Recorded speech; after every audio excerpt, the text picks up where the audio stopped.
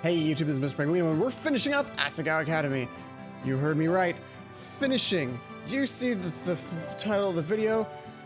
Unless it's not, it doesn't say finale, in which case there's another one. I think I'm really close to the end though. Like, I think it's just one more episode's worth. I mean, that's like, what, 20-ish minutes? Totally enough time to figure out exactly what the hell's happening here. Hana's going crazy. That's all I got. That's all I got. And it's been like a week and a half or so since I played, so the voices are gonna be... Shut up! Don't judge me! It's not my mom. It's just water, why? I sat with Jacques on my knee, staring deeply into his eyes. There was no way. There was no way I could believe that Jacques didn't have a soul, not after all this time. Jacques was alive. He was human. He was beautiful. And he loved me. I stuck out a finger and rubbed the side of his head. He nuzzled into me and my heart melted. Jacques cared about me. I was sure that in the end, even if something were to happen and change his programming... Change his programming.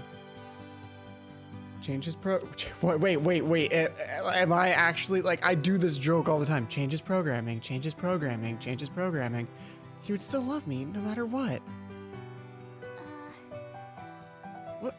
What was I thinking about? Wasn't there something? Nah, you're totally fine. Nothing weird's happening. Hana. I'm sorry, Jacques. I wasn't paying attention to you. I love you, Hana. Tears filled my eyes and I nodded. I will love you forever, Hana. Jacques. I know, Jacques. I know you will. I woke up to an incessant pounding on the door and in my head. God. I glanced at my clock. 2:12 in the afternoon? The hell is anyone doing in the dorms at this hour? Hana, open the door! What? John? My heart jumped up. I looked at Jacques, who sat perched next to me on his special silk pillow. So you are in there! Let me in immediately! I sat up and made no move to open the door. What's wrong? You sound so angry. I sound angry, do I? Loud laughter seeped from under the cracks. I sound angry, do I? Good! A feeling of horror spread through my stomach without me fully comprehending the source. If you don't open this door, we'll beat the thing down. I want Jacques back. Now! No! You'll never take him! Wait, are they like making her voice higher and higher pitch? That one pitch shift every time. He's happy here with me, do you understand? You reprogrammed him! John roared through the door. There was a heavy thud. He wasn't actually going to break the door down, was he? I grabbed Jacques and paced through my room wildly. I couldn't throw him under the bed. I couldn't hide, not in the closet or behind the door at my desk. What could I do? Where could I go? My eyes fell on the window, and I flung it open. Hana! Grab her! I was kneeling out the window. Don't touch me, or I'll jump! I was still cradling Jacques in my hands, his eyes flashed dangerously. No! John took a step towards me, and I leaned further out. I will! No, you won't. Not while Jacques is with you.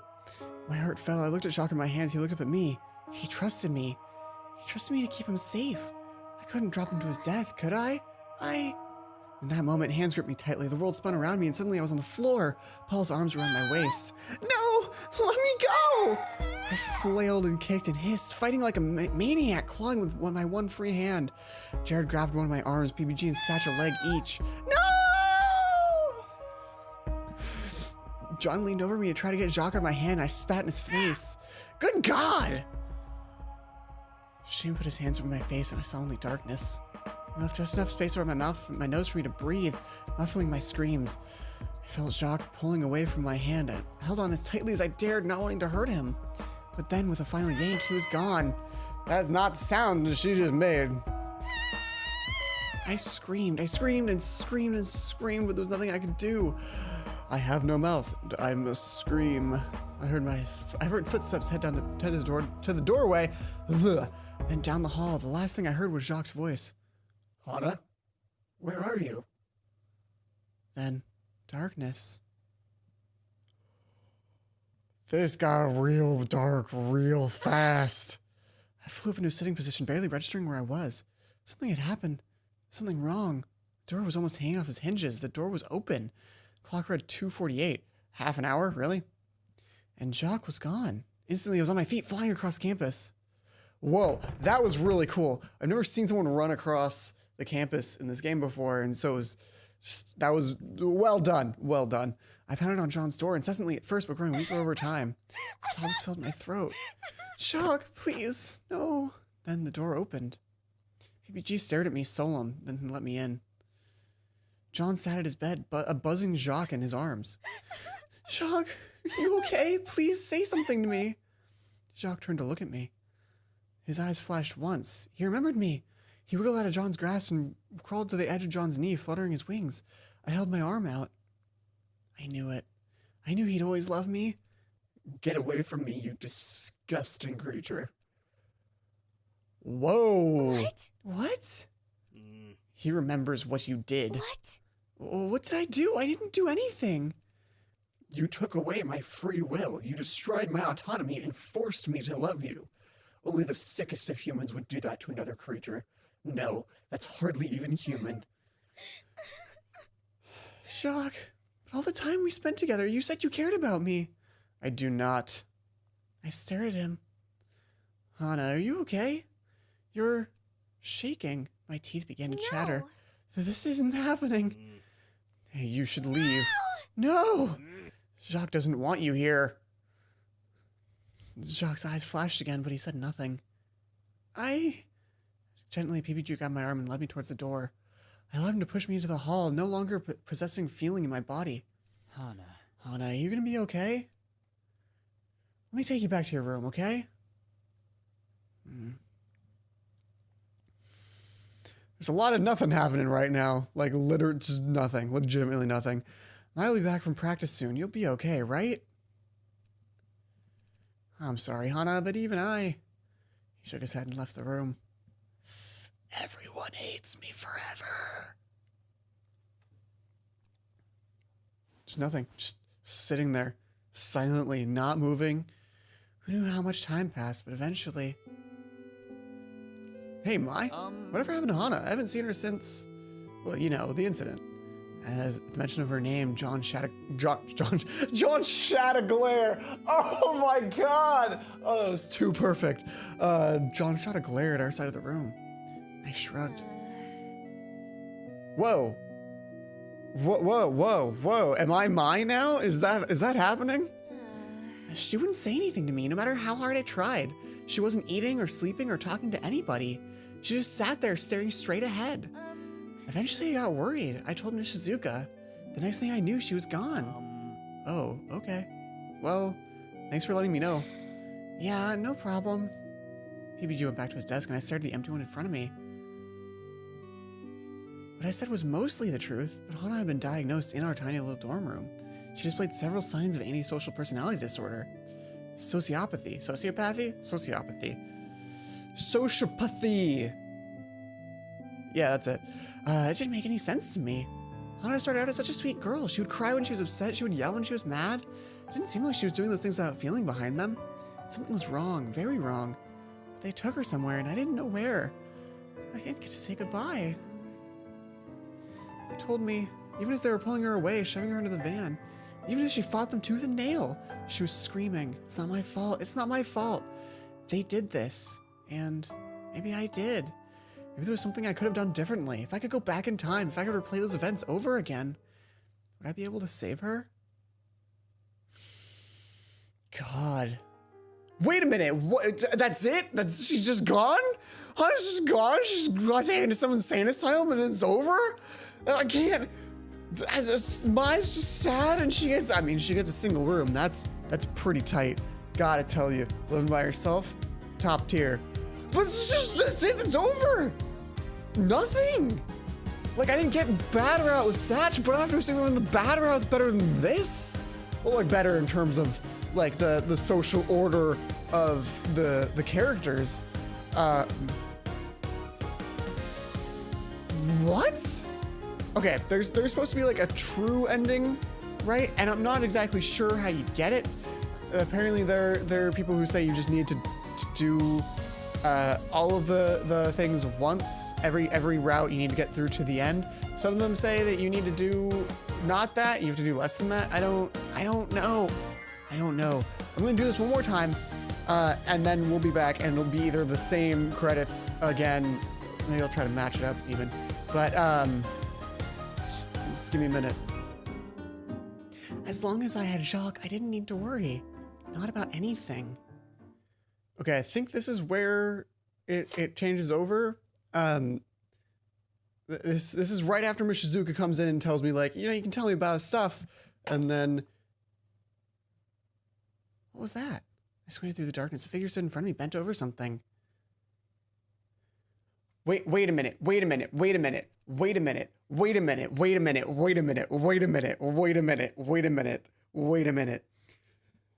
Mai's been a time traveler this whole time! She... Oh my god, this is fantastic. The figure whirled around and I saw what was in her hands. Jacques! He was broken in half, literally sawed down the middle. His head was clenched in Mai's fist. Mai stood in front of me, a sad look on her face. Hana, what have you done? I flung myself out of bed and grabbed Jacques, shoving Mai to the side. Ah! She spun around the room, hitting the wall with a rough thud. Jacques, no, this can't be happening. Mai attempted to stand, watching me carefully. Jacques.